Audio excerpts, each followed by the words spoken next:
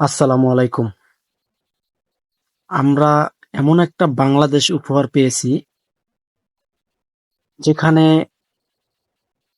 বিভিন্ন কান্ট্রির মানুষে বলে গরিব রাষ্ট্র। আর আজকে দেখি আমাদের বাংলাদেশে কিন্তু আসলে গরিব রাষ্ট্র না।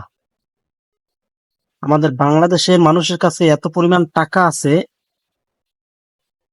তারা কিন্তু গরিব, অসহায়, তাদের মাঝে বিলায় না টাকাগুলা। বিলায় কাদের কাছে জানেন? যারা নির্বাচন করার জন্য টাকা সাহায্য চায়, তাদেরকে টাকা দেয়। তারা কিন্তু গরিব মানুষেরা টাকা দেয় না। তো আমরা এমপি, মন্ত্রী, চেয়ারম্যান, মেম্বারের কাছে মানে সাহায্যের জন্য যাই। আর আজকে দেখেন, এমপি মন্ত্রী হওয়ার জন্য তারা কিন্তু সাহায্য চায় জনগণের কাছে। আর জনগণও সাহায্য দেয়।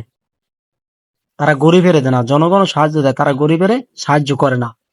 তাহলে বোঝেন আমরা এমন একটা বাংলাদেশ উপহার পেয়েছি।